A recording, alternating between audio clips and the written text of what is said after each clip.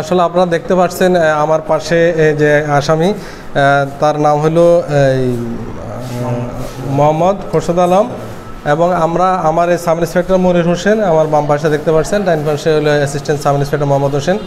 তারা ডিউটি করাকালীন এবং গোপন সংবাদ পায় যে বাইক ইউনিয়নের চারুয়া গ্রামে যে কয়েকজন মাদক ব্যবসায়ী মাদক কিনা বেচার জন্য একত্রিত হয়েছে। তারা আমাকে ফোন দেয়, আমি বলছি দ্রুত তোমরা সেখানে যাও এবং তোমরা অভিযান পরিচালনা করো।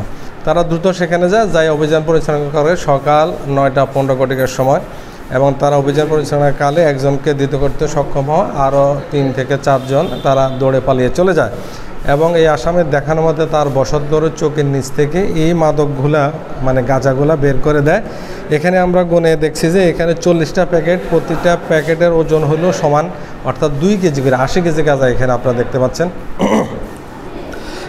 আমরা কিছুদিন আগে কিন্তু 116 কেজি গাঁজা হতো 3-4 দিন আগে আপনারা দেখেছেন উদ্ধার করেছি। আসলে এখনও প্রতিনিয়ত আমার 3টা টিম রেগুলারে মাদক এবং ওয়ারেন্ট তামিলের জন্য বের হয়। এছাড়া আমার প্রত্যেকটা অফিসারকে আমি নিয়মিত ব্রিফ করতেছি, তারা প্রতিনিয়ত তৎপর আছে মাদক এবং ওয়ারেন্ট তামিল করার জন্য।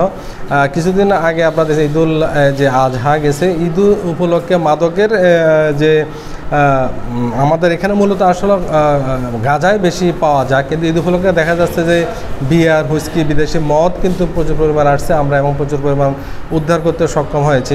আপনারা জানেন আসলে আমাদের পুলিশের শত কাজের মাঝে কিন্তু আমরা প্লেন এলাকা থেকে মাদকগুলো উদ্ধার করতেছি। আমাদের শুধু একমাত্র কাজ নয় যে আমরা শুধু মাদক উদ্ধার করবো, তারপর আমরা সবচেয়ে বেশি প্রায়োরিটি দিচ্ছি মাদক উদ্ধার করার, যেহেতু এটা একটা সীমান্তবর্তী থানা।